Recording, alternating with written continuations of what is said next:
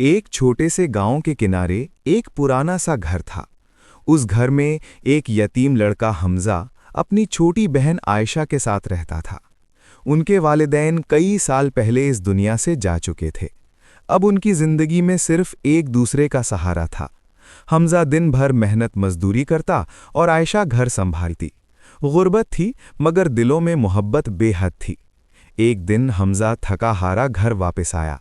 उसके हाथ में सिर्फ 2 खुश्क रोटियां थीं। आयशा ने मुस्कुराकर कहा, भाई आज भी हम दोनों मिलकर खाएंगे ना? हमजा ने हल्की सी मुस्कुराहट के साथ जवाब दिया, हाँ, हमेशा की तरह, आधी तुम्हारी आधी मेरी। वो दोनों जमीन पर बैठकर वो खुश्क रोटी खाने लगे, मगर उनके चेहरों पर शुक्र और सब्र था। इसी रात आयशा को तेज बुखार हो गया। वो कमजोरी से कांप रही थी। हमजा घबरा गया और बोला, आयशा तुम फिक्र न करो, मैं अभी दवा लेकर आता हूं।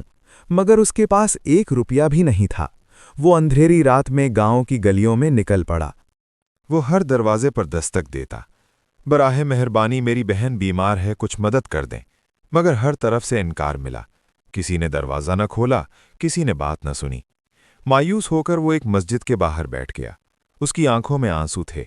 उसने हाथ उठाकर दुआ की, या अल्लाह मेरी बहन को शिफा दे, मैं बेबस हूं।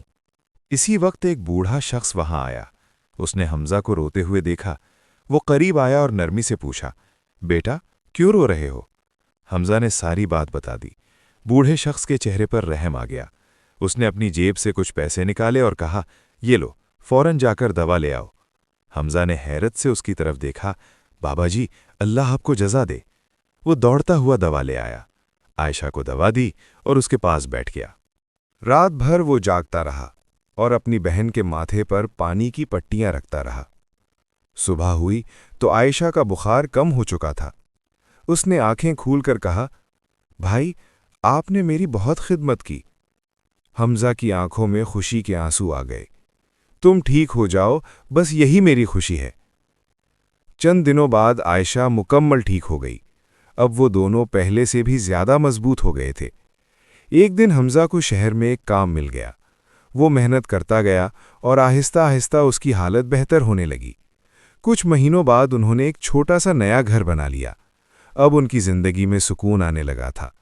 एक शाम आयशा ने कहा, भाई हमें उस बूढ़े शख्स को ढूंढना चाहिए जिसने हमारी मदद की थी। हमजा ने सर हिलाया, हाँ, वो हमारे लिए अल्लाह की रहमत था। वो दोनों उसे तलाश करते हुए मस्जिद पहुंचे, मगर वहां किसी को उस बूढ़े के बारे में कुछ मालूम न था। इमाम साहब ने कहा, बेटा कभी कभी अल्लाह अपने बंदों की मदद के लिए फरिश्ते भेजता है। ये सुनकर दोनों खामोश हो गए। उनके दिल में शुक्र का जज्बा और बढ़ गया। उस दिन के बाद उन्होंने फैसला किया कि वो भी ज़रूरतमंदों की मदद करेंगे। वो रोज़ किसी न किसी गरीब को खाना खिलाते, किसी की दवा का बंदोबस्त करते, किसी की मदद करते। वक्त गुजरता गया और उनकी नेकियों की वजह से अल्लाह ने उनकी ज़िंदगी में मज़ीद बरकत डाल दी। लोग उनकी इज्जत करने लगे। उनका घर खुशियों से भर गया। एक दिन आयशा ने मुस्कुराकर कहा, भाई हम वाकई बहुत खुशकिस्मत हैं।